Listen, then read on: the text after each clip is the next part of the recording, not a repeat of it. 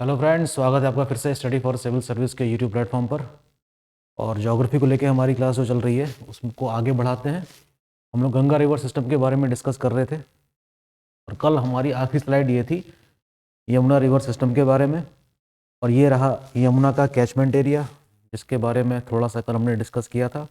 और इस तरीके से ये इसकी क्या है, कुछ ट्रिब्यूटरीज हैं।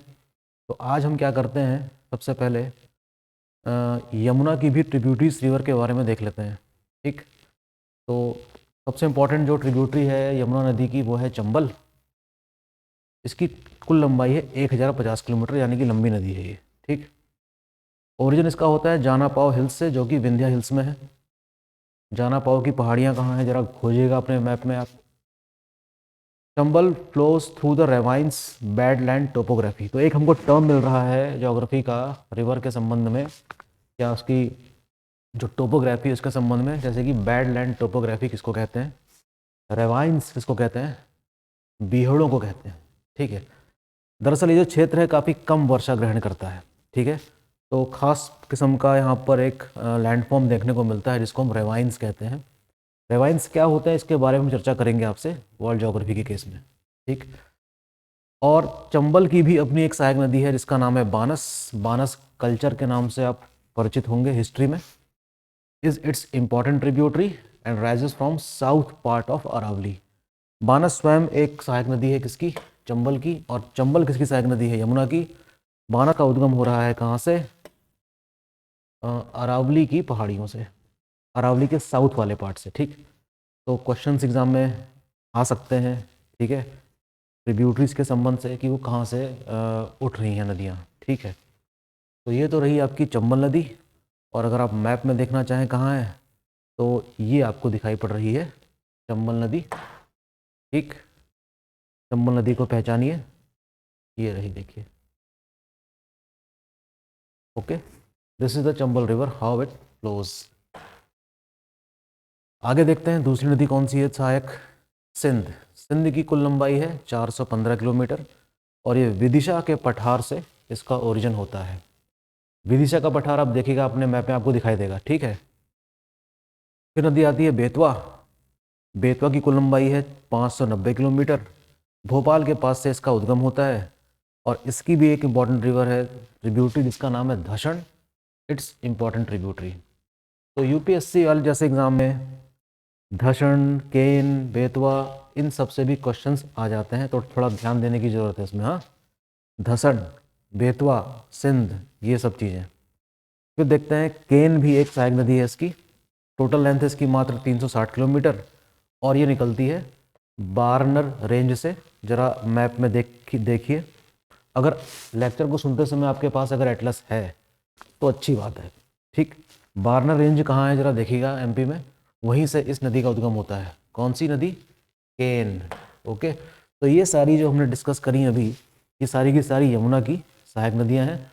और यमुना इन सब का पानी लेकर पहुँचती है गंगा के पास, कहाँ, प्रयागराज में, और उसमें समा जाती है और उसके बाद उसको गंगा ही कहते हैं। देखिए, other tributaries of Ganga. Ganga को बहुत सारा पानी मिल रहा है उत्तर से भी दक्षिण से भी। तो ये देखिए कुछ और साउथ डायरेक्शन से आने वाली नदियां हैं, आपको मैप में दिखाई देगा स्पष्ट। अभी मैप दिखाऊंगा मैं आपको। The Son rises from Amarkantak. ये वही अमरकंटक पठार है जहाँ से इससे कुछ दूरी पर नर्मदा नदी का उद्गम होता है। ओके, ठीक है। Amarkantak plateau is the important part known for two important origin of river. एक तो हो गया सोन और एक हो गई क्या, नर्मदा। और मैंने आपको बताया था जब हमने प्लेट्यूज के बारे में पढ़ा था, तो ये पठार किसकी तरह कार्य कर रहा है, जल विभाजक की तरह, यानी कि वाटर डिवाइड। तो एक हमको रेडियल पैटर्न दिखाई दे रहा है किसका, रिवर सिस्टम का। ओके, तो Son is also important tributary of Ganga but comes from peninsular region. Total length इसकी है 784 kilometre. Flows towards north then towards north east. पहले तो ये उत्तर की तरफ बहती है और उसकी बाद कहाँ मुड़ जाती है, नॉर्थ ईस्ट में। ओके, इसकी कुछ सहायक नदियों के नाम सुन लेंगे आप, जोहिला, गोपत, रिहांद, कन्हार और नॉर्थ कोयल। इनमें से रिहांद के बारे में आपको कुछ जानना चाहिए। रिहांद बांध आपने नाम सुना होगा। ठीक है, जरा अगर हम आप मैप देखेंगे ना, यूपी और एमपी के बीच में तो एक जलाशय आपको दिखाई देगा छोटा सा मैप में, लेकिन है बहुत बड़ा। और उस जलाशय का नाम है गोविंद बल्लभ पंत सागर डैम। तो ये one of the largest man made dam है इंडिया में, ठीक है। One of the largest man made dam है वर्ल्ड का, इनफैक्ट मुझे ये कहना चाहिए, ठीक है। तो रिहान नदी को देखेंगे आप, सोन नदी की सहायक नदी है, ठीक। इसको लोकेट करिए आप अपने मैप में प्लीज़, ठीक। अगली नदी है दामोदर। ये निकल रही है कहाँ से? छोटा नागपुर पठार से। देखेंगे आप झारखंड के पास ये पठार मौजूद है। टोटल लेंथ इसकी है 541 किलोमीटर, और इसको बंगाल का शोक भी कहा जाता है। शोक इसीलिए कहा जाता होगा क्योंकि हर साल भीषण बाढ़ लेकर आती होगी और काफ़ी तबाही मचाती होगी, इसलिए इसको क्या कहा गया है? बंगाल का शोक, ठीक है, सौरो ऑफ बंगाल। दरअसल गंगा की कई सारी सहायक नदियाँ भी बहुत सारा पानी लेकर आती हैं बरसात के दिनों में, मानसून पीरियड में। उनमें से दामोदर भी एक है, ठीक है। अब आते हैं कुछ उन नदियों के पास जो गंगा को मिल रही है हिमालय वाले रीजन से, यानी कि नॉर्थ बैंक से। हम कह सकते हैं कि उसका जो लेफ्ट बैंक है वहाँ से आने वाली कुछ नदियाँ हैं, जैसे कि रामगंगा। उत्तराखंड की क्लासेस में जब हमने पढ़ा था रामगंगा के बारे में, तब हमने उसमें डिटेल में चर्चा करी थी। फिलहाल यहाँ पर सिर्फ ये लिखा गया है कि रामगंगा की कुल लंबाई कितनी है? 596 किलोमीटर। और ये कुछ नदियाँ हैं उसकी ट्रिब्यूटरी, खोह, गंगन, कोसी। ये वाली कोसी है जो रामनगर के पास बहती है, और जो खुद किसकी सहायक नदी है? रामगंगा की, ठीक है। रामनगर के पास जब आप पहुंचते हैं शहर के अंदर, तो सबसे पहले आपको कोसी नदी ही दिखाई देगी। Aril, Deoha are important tributaries of Ramganga. Ramganga merge हो जाती है गंगा में कन्नौज के पास, ठीक। ठीक ठाक लंबाई है इसकी 596 किलोमीटर्स। और इसी नदी के बीच में, या कह सकते हैं कि ये नदी कॉर्बेट नेशनल पार्क से होते हुए जाती है, इम्पॉर्टेंट है। अब थोड़ा हमें घाघरा नदी के बारे में जानना चाहिए, क्योंकि ये भी एक लंबी चौड़ी नदी है। इसकी कुल लंबाई है 1080 kilometre and it rises from Gurla Mandhata. अगर आपके पास एटलस है तो ज़रा देखिए, गुरला मंदाटा नाम की जो पीक है वो कहाँ दिखाई दे रही है आपको? प्लीज़ लोकेट करिए इसको, लोकेट इट, ताकि आपको पता तो चले कि हम बात कहाँ से कर रहे हैं इसकी, ठीक है, घाघरा नदी के बारे में। इसको नेपाल में करनैली कहा जाता है। तो हो सकता है क्वेश्चन एग्जाम में आ जाए, which of the following tributary of Ganga is also called as Karnali in Nepal? The answer is Ghaghara. Ghaghara काफ़ी विशाल नदी है। जब आप लखनऊ से ईस्ट की तरफ जाते हैं तो आपको इस नदी के दर्शन होंगे। शारदा नदी, सरयू, राप्ती इसकी कुछ सहायक नदियां हैं। और ये ईस्टर्न यूपी वाला जो पूरा इलाका है उसमें बहुत बड़ा कैचमेंट एरिया बनाती है। घाघरा भी बहुत भीषण बाढ़ लाती है लगभग हर साल, और पूर्वी उत्तर प्रदेश लगभग आपको डूबा नजर आएगा अगस्त या जुलाई के महीने में, ठीक है। Are important tributary bring floods every year. तो इसको भी हम सौरो रिवर कह सकते हैं, ठीक है, घाघरा नदी को। अच्छा, इसकी जो धाराएं हैं, इसकी जो धाराएं हैं, it streams gate divided into many branches, ठीक है। एक का नाम है ओरियाब, एक का नाम है Garwa, are important which merge again in Bahraich district. Uttar Pradesh में आपको बहराइच जिला मिलेगा जहाँ पर कुछ धाराएं जैसे कि कोरियाब और गरवा इसमें आकर पुनः क्या हो जाती हैं? मिल जाती हैं। काफ़ी देखने लायक चीज़ होगी ये, ठीक। तो ये कुछ इंपॉर्टेंट इन्फॉर्मेशंस थी घाघरा के संबंध में। काफ़ी इंपॉर्टेंट रिवर है गंगा की सहायक नदी में। अब ये देख लीजिए ज़रा, ये आपका है गंगा बेसिन। इसका कैचमेंट एरिया मैं दिखाता हूँ आपको, ठीक। देखिए, जो मेजर स्ट्रीम है इसकी वो गंगा है। Ganga is a master stream. Yamuna को भी थोड़ा डार्क ब्लू में दिखाया गया है क्योंकि वो भी काफ़ी बड़ा रिवर सिस्टम क्रिएट करती है, ठीक है ना, इसलिए दिखाया गया होगा।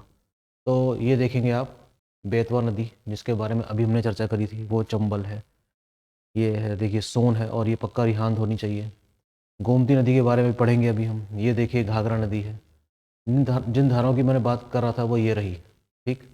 गंडक नदी, कोसी, और देखिए दामोदर किससे मिल जा रही है आपके यहाँ पर? हुगली से मिल जा रही है, जिसके बारे में हमने आप चर्चा की थी कि हुगली जो है वो क्या है? डिस्ट्रीब्यूटरी है गंगा की। कहाँ पर अलग हो जाती है गंगा से? बंगाल में। तो आप देख सकते हैं कि कितना बड़ा कैचमेंट एरिया है इसका गंगा का, और इस प्रकार से गंगा इंडिया का सबसे बड़ा रिवर सिस्टम बनता है। ओके, तो something like that, it is very important. Now coming down to one of the important river, that is Gomti. ठीक, गोमती का उद्गम हो रहा है गोमल ताल से, जो कि पीलीभीत के पास है। इम्पॉर्टेंट, लंबाई भी इसकी लगभग 1000 किलोमीटर है। कितनी? 960 kilometre. River also known for operculum. ये देखिए, एक एक कीवर्ड आपको दिखता है। ऑपरक्यूलम, आपने घोंगे जैसी चीज़ देखी है? गोमती में मिलने वाली चीज़ है एक, इसको कहते हैं हम गोमती चक्र। क्या कहते हैं? गोमती चक्र। गोमती चक्र नाम की चीज़ जो है, जिसको ऑपरक्यूलम कहा जाता है, ठीक है, एक रेयर सी स्नेल है जो आपको इस नदी में मिलता है। Is a rare sea snail. तो उत्तर प्रदेश पीसीएस की जो एग्ज़ाम की तैयारी आप लोग कर रहे हैं, उस संबंध में ये वाले पॉइंट्स काफ़ी इंपॉर्टेंट होंगे। ठीक है, गोमती के संबंध में देखिए, Gomti merge with Ganga at Kaithi. Kaithi नाम की एक जगह है जो गाज़ीपुर में पड़ती है। वहाँ पर आपको गोमती गंगा में मर्ज होती हुई दिखाई देगी। क्या गोमती की भी सहायक नदी है जिसमें से सई नाम की एक क्या है, सहायक नदी है, is the main tributary of Gomti, merge with Gomti near Jaunpur. और सई नदी गोमती में कहाँ पर मिलती है? जौनपुर के पास।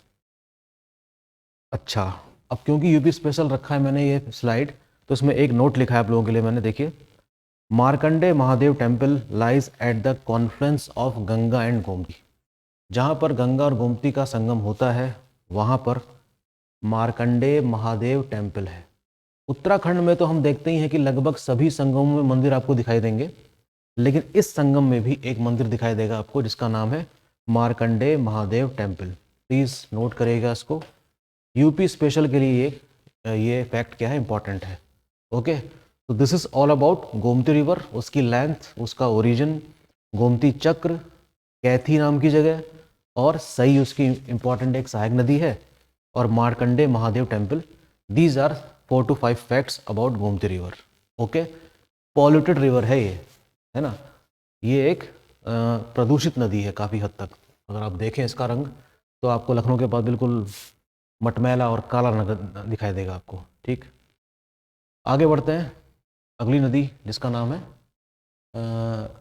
काली। काली नाम की नदी निकलती है ट्रांस हिमालय वाले रीजन से, जो हमेशा बर्फ़ से ढके रहते हैं वाले इलाके हैं।